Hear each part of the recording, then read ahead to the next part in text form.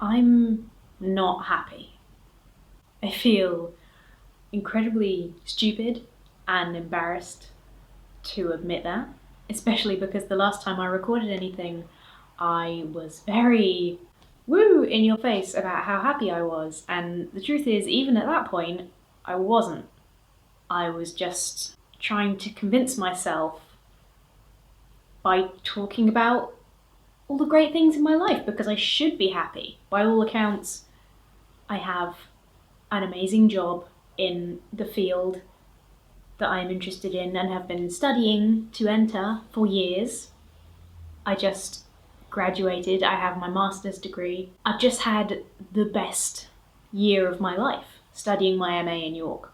I think maybe part of the problem is that I've idealised that as the best year of my life, and I'm not even the only one who has said that. We all loved it. We had an amazing time working on so many creative projects with all these amazing people, and it was hard, and there were low points. We called the colour grading suite the cry room because that was the private place we went to have a little cry when it got too stressful. And yet even so, all the way through, there was this underlying current of I love this, and I love these people, and I'm having an amazing time. I think I do tend to jump to these extremes where things are either the best in the world, this is the best time of my life, this is incredible, or this is the worst that anything has ever been, instead of a bad thing happening on an otherwise good day that you work to get over. At that point, I'm having an awful day and I just need to go home and sleep and recover. I need to work on that. I think maybe subconsciously part of the reason that I just moved straight to London and started working the second I finished my dissertation was because I was afraid of this amazing time being over and having nothing to look forward to. I need to learn to balance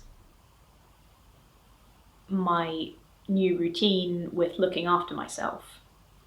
At the moment, it's so crazy. I'm leaving at 7:30 in the morning and getting back at like 8:30 in the evening, and I'm so tired and low and just completely empty of any energy or enthusiasm or desire to do things that my time at home, as soon as I get here, I can't bring myself to do much more than just sleep. When I get back, I pretty much have the energy just about to throw some shitty food together and then roll into bed until morning, and then it's time to do it again. My place is messy. I need to do laundry, and being in this kind of environment I know makes me feel worse, because it does.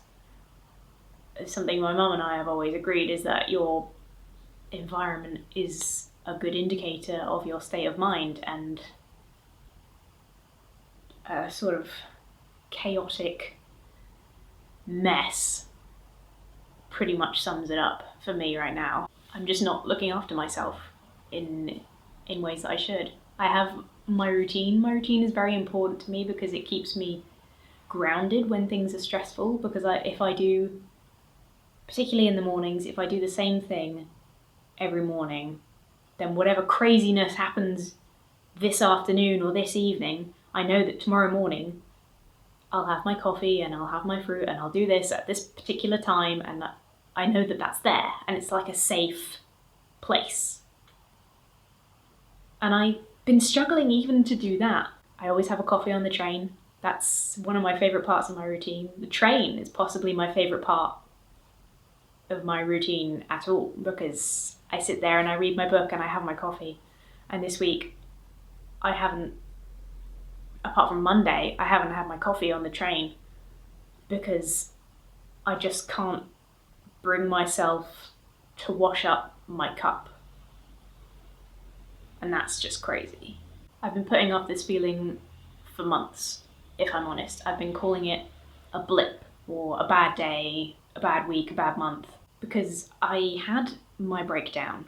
I had the worst period of my life. I made awful mistakes and stupid decisions and went through hell, and I somehow, slowly, grudgingly pulled it together. I saw a doctor, I took medication, I went to therapy, I went to the gym, and somehow, somewhere around a year ago, maybe a little bit more, I became happy. I eventually came off my meds in a slow and sensible manner with the supervision of a medical professional. And when the drugs were all out of my system, I was still happy.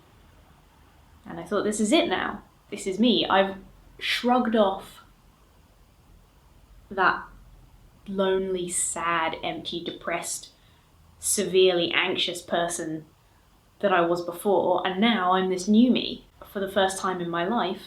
Forgive me for being dramatic, because I'm being very honest, but also I am a drama queen at heart. For the first time in my life, I didn't want to die. At all. My entire life, I've struggled with severe anxiety and bouts of depression. And I'm aware now, looking back, that when I had that breakdown, I favoured the depression to an extent because it was a relief from the constant anxiety. And even in my happy high last year, I still suffered with anxiety, but I managed it. And I still am managing it way better than I used to. And I was okay with that. I think the turning point with my anxiety was accepting that it wasn't just going to go away. I finally put away all these ideas I'd been told that I just needed to toughen up and get over it, or that I would grow out of it. And accepting that I would simply have to manage my symptoms, and that a lot of other people have to do the same, and that I can and I know how, that made me feel better. And I think I need to do that again now. I'm depressed. I know I'm depressed because I've been through the whole rigmarole before.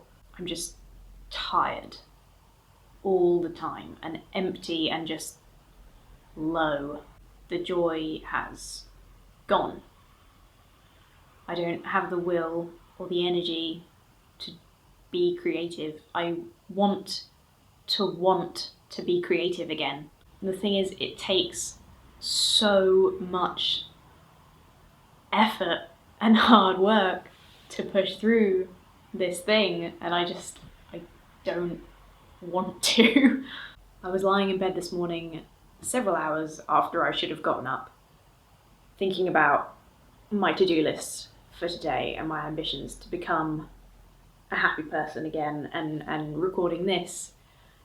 And I was just lying there thinking, am I really gonna do all that stuff today? I can't do all that stuff today. There's no way. And all that stuff is just this, cleaning, going out.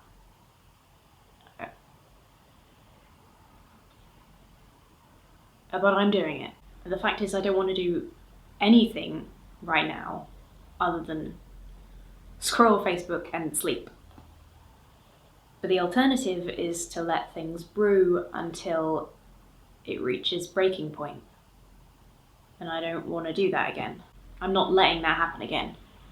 Put my foot down, me.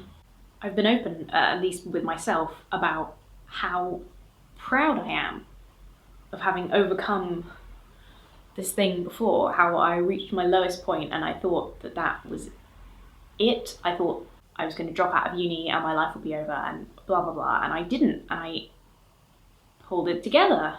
And yet I'm acting like I don't trust myself to be able to do it again. And the thing is, I'm not starting from scratch. If I use the tools and the knowledge and the experience that past me has given me, I don't have to let it become that again. So I'm gonna do the stuff. As much as I don't want to, as much as I don't want to do anything, and I'm gonna try and do it in a low pressure way. I'm not gonna push myself to do more than I am capable of because I don't want to crash. I'm gonna go to the doctor. First I'm gonna register with the doctor, and I know I'm dumb and lazy, but how are you supposed to get to the doctor with a 9 to 6 job? I'm gonna try and be a little bit healthier in the easiest small baby steps that I can manage. I'm gonna get a new blender today because I lost half of my old one in the move. I'm gonna have some goddamn fruit, and I'm gonna try and do the bare minimum essentials that make living more bearable, like dishes and laundry. I'm a little bit afraid that this might be the real me, because I felt like when I was so happy this last year, I felt like I'd finally found the real me. And I can't help but feel, if this is the me that has been almost all of my life, maybe this sad, lazy, empty shell of a human is who I actually am. But the fact is, I've been happy, and I know I can be happy again. I just have to work for it. So I'm gonna do my best. I think part of wanting to record this was to get it on record, that I am willing to try. And then maybe next week, when I feel like I can't and it was stupid and I just need to devote all the time I can to being asleep, I can look at this and remember this and say, okay, well, I had that motivation at some point for a little bit. That needs to be enough.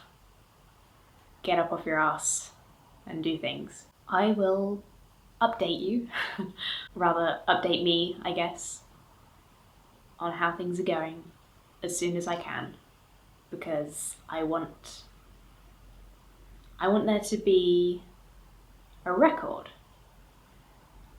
of my progress. I want there to be a story with a happy ending, or at least we level out back where we started. And I'm not going to give out advice because I'm not qualified. I'm not the person to give advice. I thought I was for a while, when I had this sort of naive idea that I had conquered mental illness forever and was a beacon of truth and joy and happiness.